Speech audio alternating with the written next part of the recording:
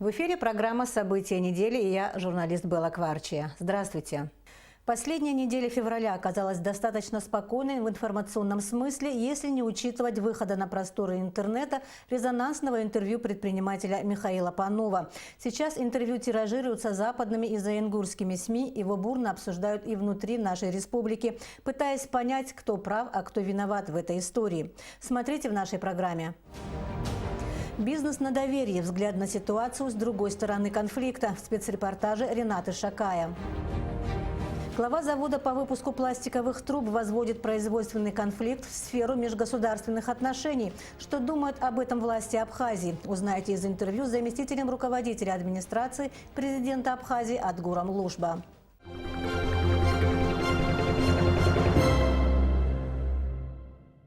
А теперь коротко о других значимых событиях, которые произошли на этой неделе. В МИД Абхазии прокомментировали заявление министра иностранных дел Грузии Михаила Джанилидзе, в котором он отметил стремление официальных властей Грузии вести более активную политику примирения с Абхазией и Южной Осетией. По словам Джанилидзе, официальные структуры Грузии уже работают над пакетом предложений по соответствующим вопросам. МИД Абхазии советует грузинским властям для реализации комплекса мер по укреплению доверия прежде всего прекратить бесперспективные попытки по международной изоляции нашей республики.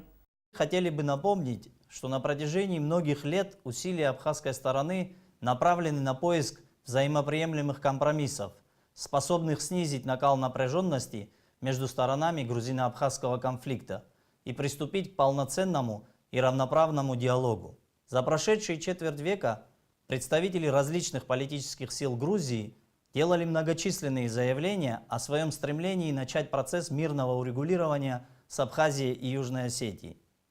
Однако на практике грузинские власти продолжают игнорировать сложившиеся политико-правовые факторы в регионе и упорно отказываются от подписания договора о международных гарантиях безопасности, ключевого документа, который может стать хорошей основой для восстановления полноценного диалога между сторонами.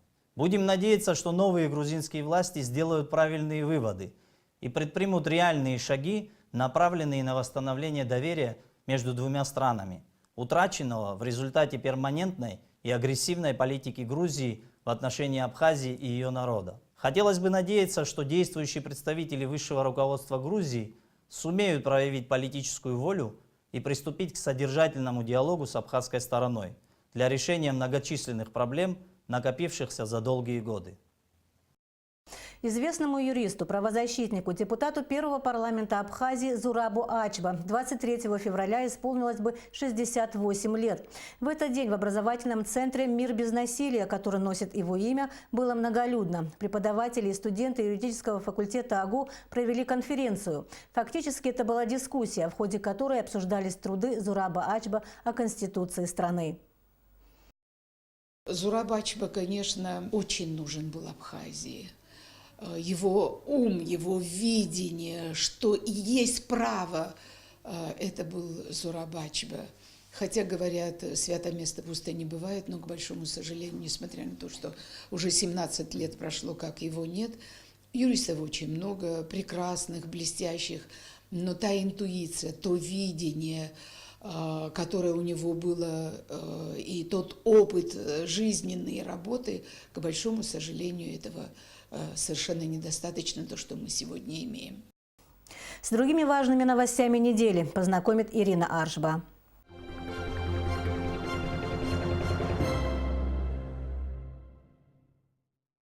В понедельник состоялось внеочередное заседание сессии парламента. Главный и единственный вопрос – принесение присяги 5-го избранного 12 февраля на заседании Народного собрания члена Конституционного суда Алисы Беглава. По закону избранный судья должен принести присягу в присутствии высшего должностного лица страны.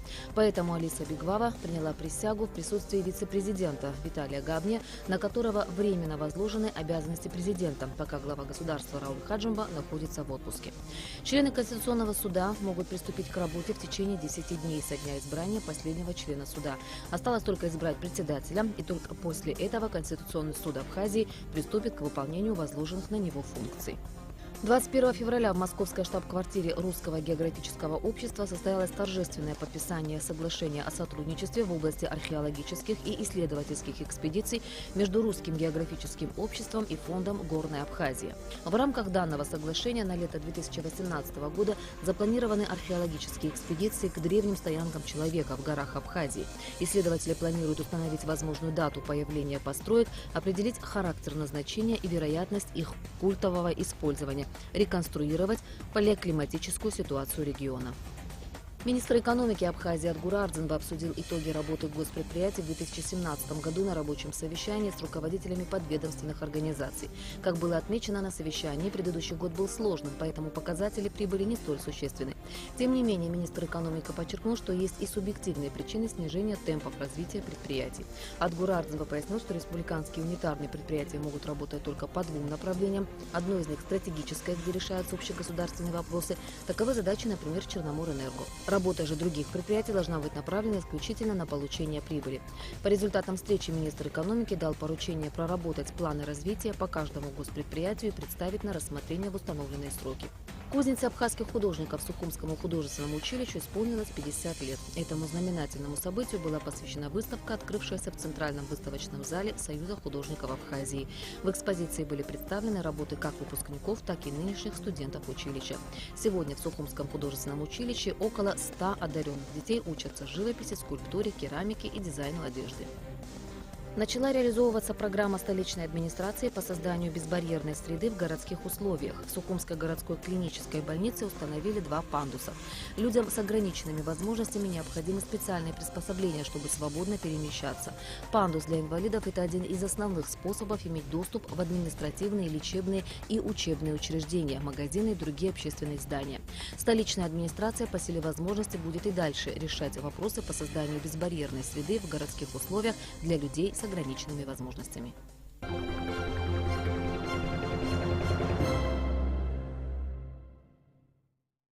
Это был обзор основных событий прошедшей недели, а теперь главной теме нашей программы. На заводе по производству полиэтиленовых труб в селе Лыхны Гудаутского района возник конфликт между владельцем предприятия, российским бизнесменом Михаилом Пановым, и сотрудниками предприятия. В чем причина? В теме попыталась разобраться Рената Шакая.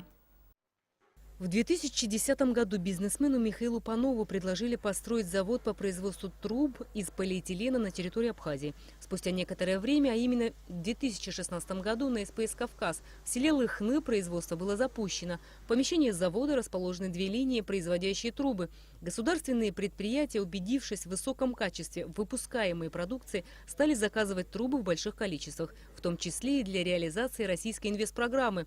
Помимо качества устраивала и ценовая политика производителя. И как следствие на заводе стали расти объемы производства. В общем, бизнес наладить удалось, а вот отношения между бизнесменами дали трещину. Как стало известно, Михаил Панов обратился в правоохранительные органы Абхазии и России. В Генеральную прокуратуру Абхазии разновременно поступили обращения гражданина Российской Федерации Михаила Панова о воспрепятствии хозяйственной деятельности и угрозах физической расправы со стороны граждан Абхазии, Саида Лакоба, руководителя дилерской фирмы, пригласившего в Абхазию Панова, и Герия, до недавнего времени являвшегося исполнительным директором завода. Как сообщил нам начальник управления по надзору за исполнением законодательства Генеральной прокуратуры Абхазии Беслан Таркил, проведенной прокурорской проверкой установлено, что между Пановым и Лакоба возник спор в рамках гражданско-правовых отношений, предметом которого явилось неисполнение обязательств последнего перед государственными заказчиками в силу отсутствия деятельности СПС «Кавказ».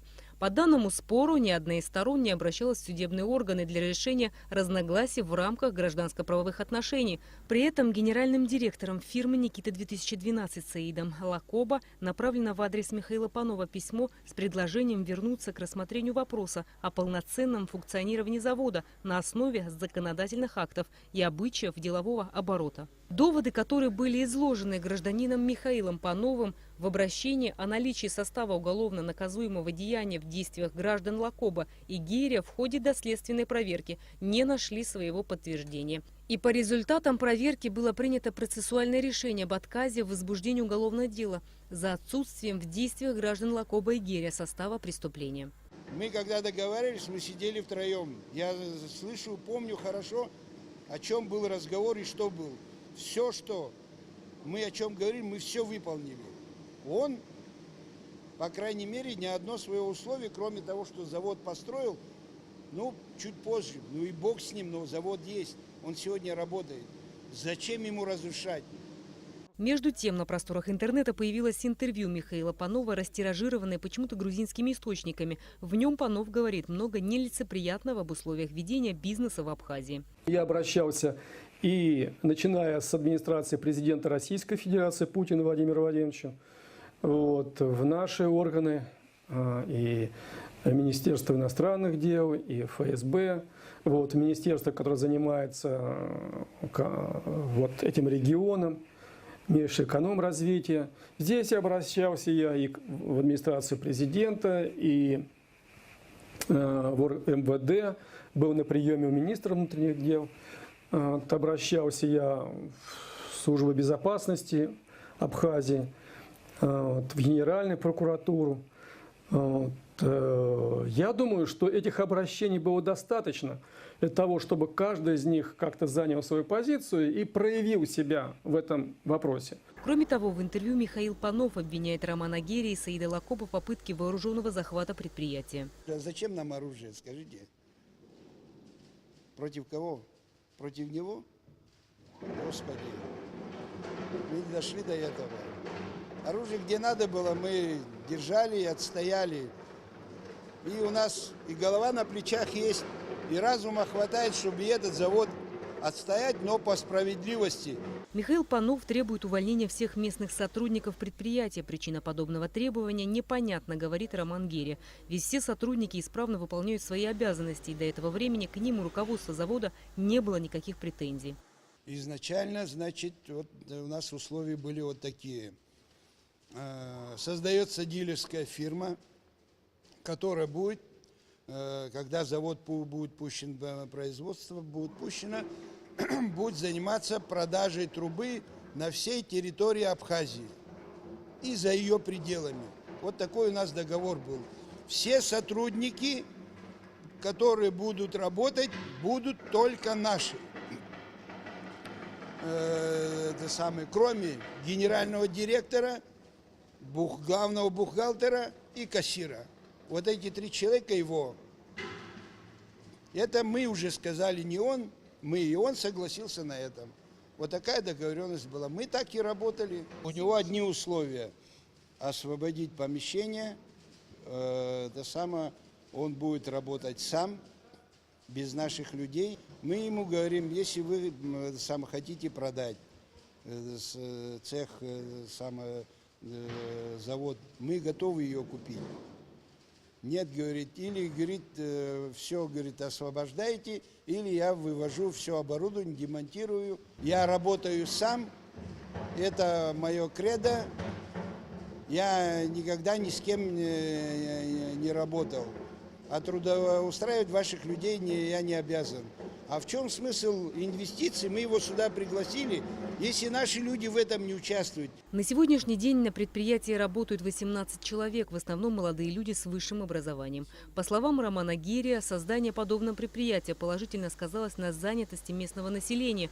А если запустить завод на полную мощность, то можно увеличить штат до 40 человек. Если в первое время работы завода рабочим платили около 10 тысяч рублей, то сегодня зарплата сотрудников составляет 25-30 тысяч рублей.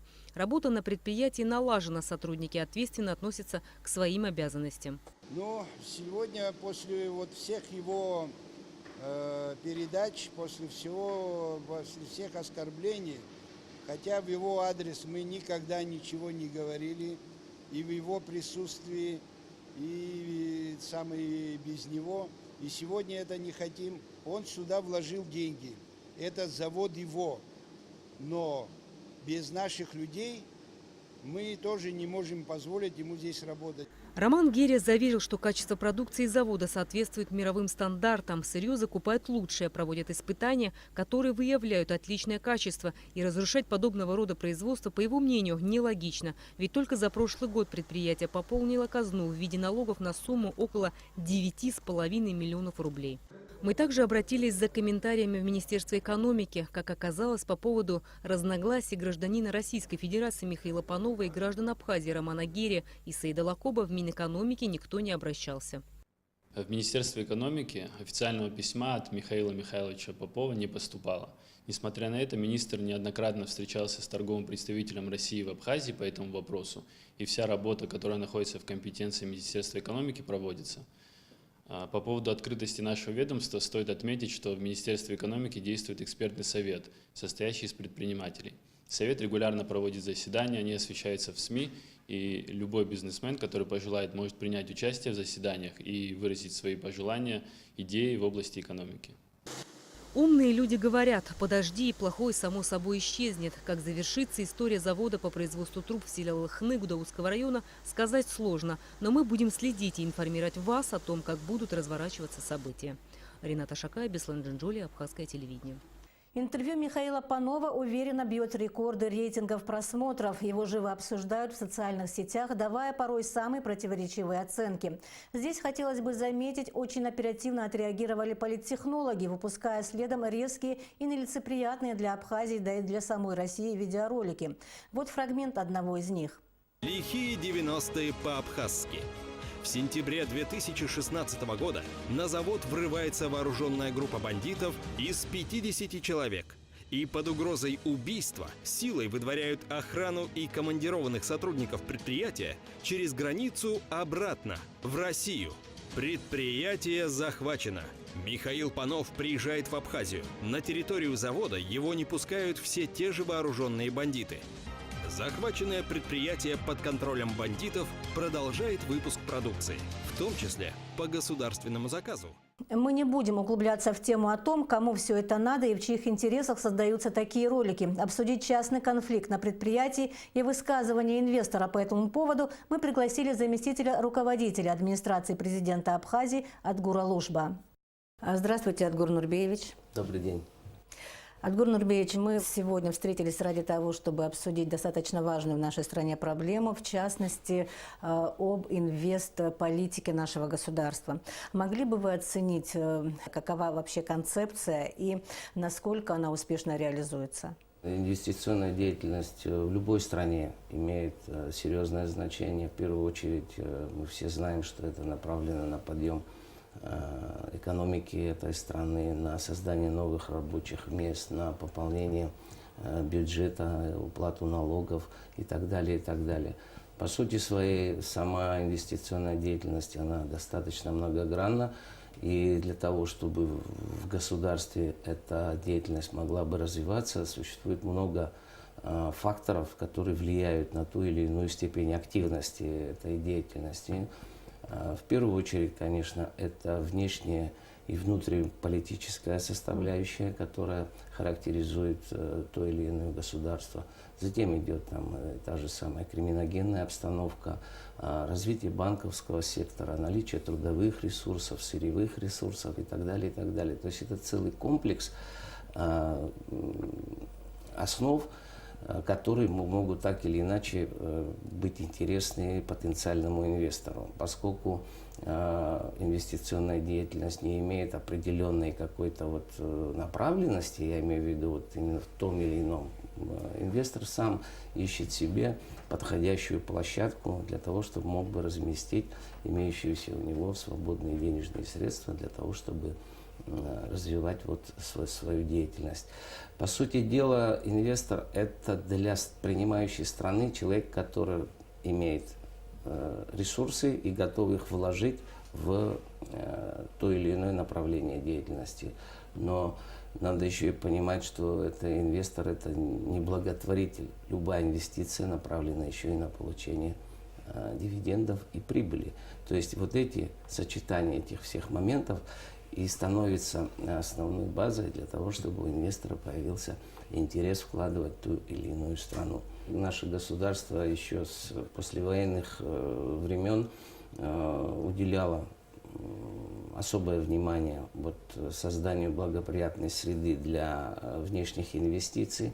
В частности, если вы помните, у нас был принят закон об иностранных инвестициях. Это был один из первых законов в послевоенный период. И в последующем, в силу изменившихся обстоятельств в инвестиционной деятельности, был подготовлен и принят абсолютно новый закон. Это было в 2014 году, в сентябре месяце, закон, который называется об инвестиционной деятельности.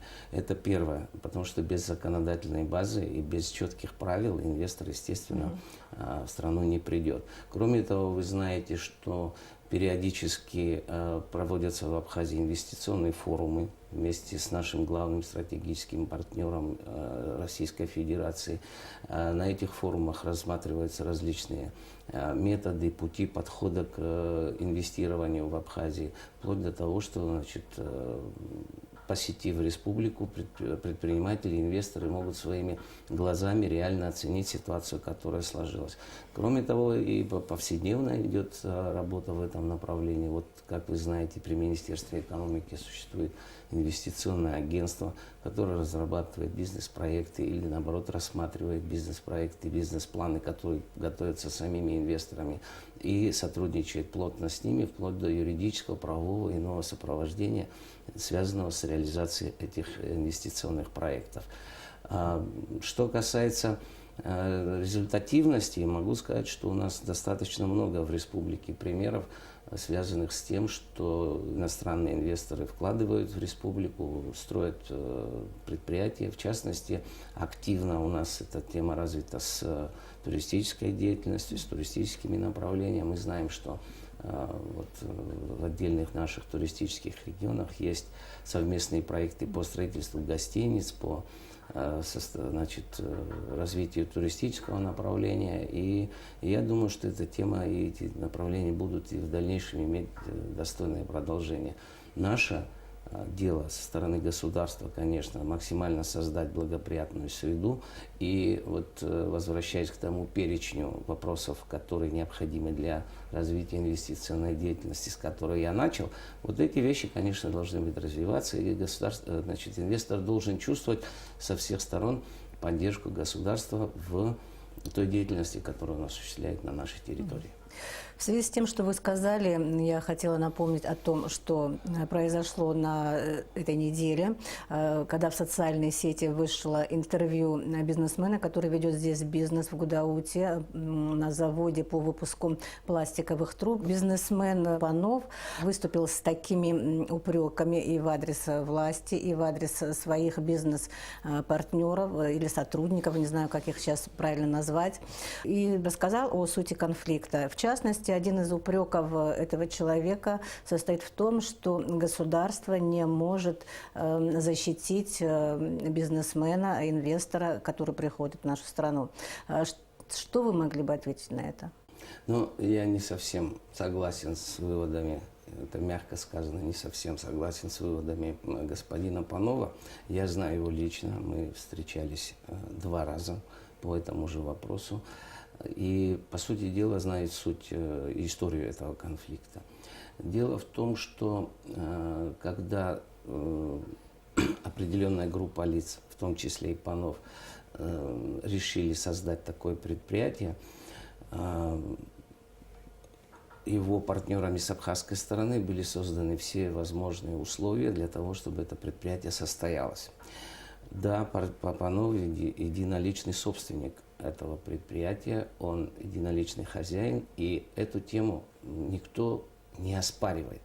Другое дело, когда, говоря об инвестициях, мы ставим своей целью значит, создание новых рабочих мест, когда мы говорим о том, что нужно пополнять бюджет для того, чтобы экономика государства могла развиваться, к сожалению, насколько я уже знаю, первоначальные условия, которые были заключены между учредителями, будем так говорить, этого проекта, они, к сожалению, стали не соблюдаться со стороны Панова. В частности, это и касалось трудоустройства местного населения, когда начали, значит, привозить, и настаивало на том, чтобы привозить трудовые ресурсы из-за пределов. Кроме того, когда речь шла о создании, для того, чтобы поднять заинтересованность абхазской стороны, были оговорены определенные условия по сбыту этой продукции с тем, чтобы и абхазская сторона имела право на финансовое получение определенных финансовых дивидендов, будем так говорить, от деятельности этого предприятия. К сожалению, не знаю по какой причине, но эти все вещи не были закреплены договорными отношениями. Договоры, которые были составлены между СПС «Кавказ» и дилерской фирмой, которая брала на себя обязанности по реализации этой продукции внутри республики, носили краткосрочный характер. И после того, как истекли сроки этих договоренностей, Панов категорически отказался их продлевать. Таким образом, он нарушил ранее оговоренные правила. Но не закрепленные на бумаге. Но не закрепленные, к сожалению, на бумаге. Таким образом, что получается? Сейчас Панов, как единоличный собственник, считает, что все партнеры с абхазской стороны ему не нужны, и он может вполне осуществлять свою деятельность сам. Ну, естественно, это и вызвало вот эту вот причину этого конфликта. Так получилось, что когда конфликт только начал развиваться, значит, прекратилась деятельность предприятия, прекратились поставки сырья и, соответственно, выпуск продукции. А уже в тот период государственные структуры, реализующие нашу инвестпрограмму с помощью российских финансовых ресурсов, были заложены работы, связанные непосредственно с продукцией этого завода, рассчитывая, что он будет работать Инвестпрограмма стабильно. была завязана на продукции этого завода, да, в частности, смена всяких коммуникаций. Совершенно да. верно, совершенно То, верно. что мы видим, реализуется у нас в городе. И в городе, и да, в Абхазии. В городе, в Гудаутском районе, в Гагарском районе, да и везде, там, в Чемчирском районе много сел получили воду и так далее. Так То вот, есть по этой причине, возможно, остановятся или уже остановились кое-где работы? к счастью, они не остановились. В дальнейшем было как бы принято решение какое. Когда завод остановился, значит, партнеры с абхазской стороны обратились к руководству республики с тем, чтобы оказать содействие в реанимировании завода, в частности, с поставкой сырья. Я не скажу, что эти трубы нельзя купить, значит, за пределами республики. Просто, вы же сами понимаете, взаимоувязка местного предприятия с местными заказами, это раз. Второе, ну и там ценовая составляющая, если покупать, допустим, в той же Российской Федерации, она будет процентов на 25-30 дороже. То есть зачем платить больше, если можно получить продукцию здесь? Тогда при содействии президента нашей республики был решен вопрос поставки сырья. Рауль Джункович обратился к президенту Татарстана официально с письмом, с просьбой оказать содействие производителям, выйти непосредственно на производителей сырья, то есть это крошка полиэтиленовая, на завод «Казань-Оргсинтез». Вопрос был решен положительно при поддержке президента Татарстана, и завод реанимировал свою работу. То есть сейчас продукция выпускается. Другое дело, что Панов считает, что используется его оборудование незаконно, и таким образом конфликт никак сам по себе не исчерпан. Панову было предложено несколько вариантов решения темы. Первый вариант. Мы ему предложили сесть за стол переговоров, очертить правила дальнейшей работы и продолжить работу, поскольку республика все-таки заинтересована, лишних предприятий не бывает. Это первое. Второе. Мы сказали о том еще, что если совсем они не договорятся, то мы готовы изыскать возможности и за счет государственных средств возместить вложенные деньги. То есть выкупить у него это оборудование. На что он тоже категорически отказался. Он говорит о том, что он готов его распилить на металлолом, но сделать все точно, что просто оно Абхазии не досталось. Вот эта позиция мне абсолютно непонятна. То есть что за такой принцип, ради которого нельзя найти компромиссное решение? Далее мне совсем не понравилось то, о чем говорит Панов. Он вышел уже за рамки вообще своих, так сказать, своего функционала и своего статуса инвестора. Он начал давать оценки взаимоотношениям Российской Федерации и Абхазии, в частности, инвестпрограммы. Он подверг сомнению вообще целесообразность оказания финансовой помощи со стороны России и Абхазии, мотивируя тем, что у России тоже есть свои там внутренние проблемы, и есть ли у них излишек средств для того, чтобы помогать Абхазии, которая вот таким образом якобы относится к своим инвесторам, россиянам. Он свои личные дела начал экстраполировать на взаимоотношения Абхазии с Россией, давать оценку этим отношениям, что в корне не свойственно ни статусу инвестора, ни вообще человеку и гражданину, который должен давать оценку тем действиям, которые приняты на высшем политическом уровне. Ну, вообще в интернете сейчас не только интервью Панова, но и различные ролики в Ютубе, в частности, где цитируется Панов, и прямо с такими лозунгами, которые направлены против сотрудничества России с Абхазией и наоборот. То есть мы вообще оказываемся такой страной, которой нельзя доверять, и вот такие вот какие-то оценки. Вот эта сторона больше беспокоит, чем, допустим, даже какие-то вот там производственные неурядицы, производственные конфликты. Я согласен с вами. Конечно, это создает не самый благоприятный имидж для нашей республики, но и такие факты, которые основаны исключительно вот на личных моментах, распространять на всю республику, я думаю, не стоит этого делать. И видно, что Панов делает это достаточно целенаправленно. Думаю, что это не возымеет того эффекта, который бы он хотел видеть. Давайте оставим как бы сейчас его в сторону, да, как бы именно эту ситуацию. Я хотела бы спросить, почему наши бизнесмены никак не осознают, что необходимо вести правильную документацию. Во всем мире это уже давно правило, азбука ведения бизнеса. Почему потом возникают вот такие ситуации, когда все можно было избежать? Кто их научит вести дела?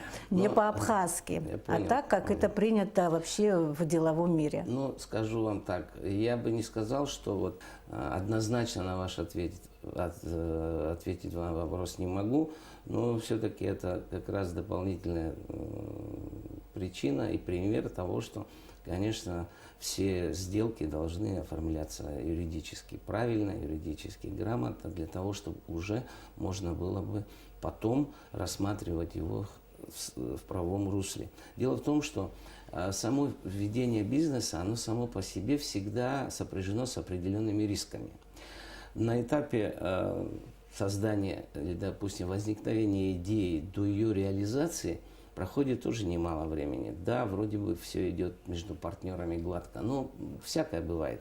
И на тот случай, когда интересы партнеров начинают расходиться, и как раз существует правовая сторона, где нужно рассматривать, значит, степень либо виновности, либо ответственности той или иной стороны.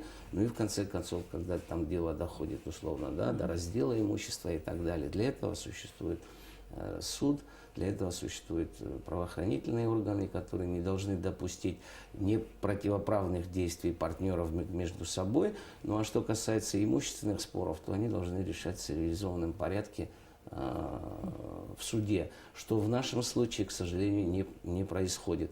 Панов обратился везде, начиная от высших политических структур, кончая службами государственной безопасности двух стран, вместо того, чтобы прийти в суд и попытаться решить вопрос цивилизованным путем. Еще раз говорю, мне непонятна его настойчивость и упорство, связанное или не мне, или никому.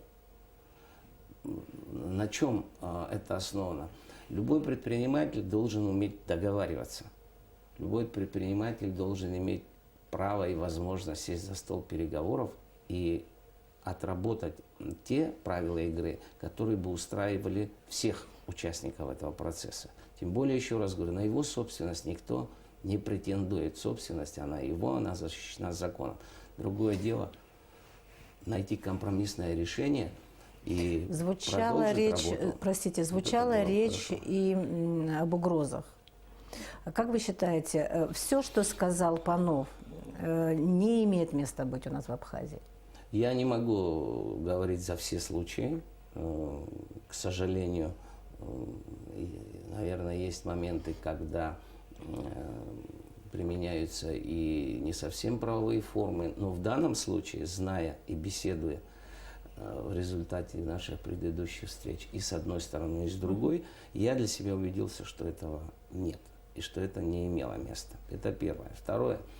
Мы запросили Генеральную прокуратуру в связи с его обращением туда о результатах, связанных с его запугиванием, угрозами и так далее. Прокуратура нам эти факты не подтвердила. Она сообщила о том, что были проведены определенные действия, и все, значит, претензии Панова по поводу угроз не нашли своего подтверждения. Поэтому я, как чиновник, я вынужден, так сказать, основываться на показаниях официального органа, который проинформировал нас об этом.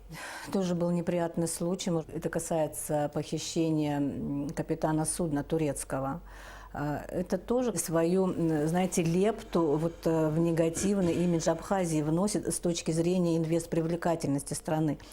Что вы можете об этом сказать? Ну, капитана турецкого судна я бы не ставил в ранг инвестора. Это обычные наемные, так сказать, плавсредства, которые выполняют Тем не менее, заказы. сотрудник иностранной Он компании. просто сотрудник иностранной компании, раз. Во-вторых, да он просто не гражданин Абхазии. И вот такой факт, конечно, не самый лучший в нашей, так сказать, истории. Говоря вот о факторах, помните, я сказал о том, что много зависит от криминогенной обстановки, от возможности того, чтобы любой, кто приехал в Абхазию либо с деловой миссией, либо просто отдохнуть. У нас, к сожалению, и в прошлом году тоже было не самые лучшие события, связанные с отдыхающими в этом формате. То есть эта общая ситуация должна прорабатываться и системно поддерживаться для того, чтобы исключить все возможные противоправные действия, ну, не только в отношении неграждан республики и инвесторов, но и в отношении самих граждан тоже. Мы много и других случаев знаем, когда в такие ситуации попадали и граждане республики. Такое, к сожалению, тоже имело место. Поэтому говорить, что это система и она постоянная, я бы не стал. Но в то же время надо сделать, конечно, правоохранительным органам предпринять все необходимые действия для того, чтобы минимизировать такие случаи и не давать повода для наших недоброжелателей, особенно используя вот интернет-ресурсы, которые могли бы чернить нашу республику и представлять ее в виде, там, я не знаю, банановой какой-то страны, где абсолютно не работают законы, а работают только понятия и какие-то другие условные отношения в нашем обществе. Если вспомнить, как развивался бизнес и в других странах, в частности в России, на первоначальном этапе становления какие-то подобные ситуации были, и потом государство постепенно с такими проблемами справлялось. Не во всех странах абсолютно идеальное отношение в этом формате. Да, везде существуют свои проблемы, и ознакомившись с криминогенной сводкой, ну, той же Российской Федерации, можно понять, что у них тоже есть проблема такого же плана. Просто большая страна, не так заметна, и не все там гладко, как хотелось бы. Ну, будем брать положительные примеры. Я надеюсь, что наша страна действительно выберется из той ситуации, когда, вернее, она научится вести бизнес, научится вести документацию. Вот в связи с этим, что бы вы посоветовали нашим бизнесменам, которые вот сейчас начинают или же думают о начале предприятия, или же занимаются бизнесом уже? Ну, готовых рецептов, к сожалению, у меня нет, но конечно, повышение общей грамотности наших предпринимателей и вообще наших граждан, конечно, хотелось бы, чтобы было выше. Это от многого зависит. Это и уровень образования, и уровень общей подготовки. Многие думают, что бизнесом может заняться любой. Это далеко не так. Но мало того, что для этого как минимум нужно стартовый капитал, но еще нужно умело распорядиться этим стартовым капиталом и сделать так, чтобы в конечном итоге не оказаться должником либо банка, либо поставщика, либо перед государством и так далее, и так далее. Ну, вот на эти цели уже направлена пара шагов, которые предприняты государством, вот в частности, Кабинетом министров утверждена трехлетняя государственная программа инвестиций в человеческий капитал. Эту программу инициировало Министерство экономики. Они проводят курсы, обучающие курсы для начинающих предпринимателей. И, насколько мне известно, достаточно высокий интерес был начинающих предпринимателей к этой идее. И я думаю, что вот такого аналогичного типа мероприятий должны проводиться постоянно и системно. Да, они требуют затрат со стороны государства, но я считаю, что эти затраты в конечном итоге окупаемы. Они окупаемы не прямо, а косвенно, через повышение экономической грамотности наших предпринимателей, тех, кто завтра становится потенциальным налогоплательщиком и будет пополнять государственную казну. Ну и, соответственно,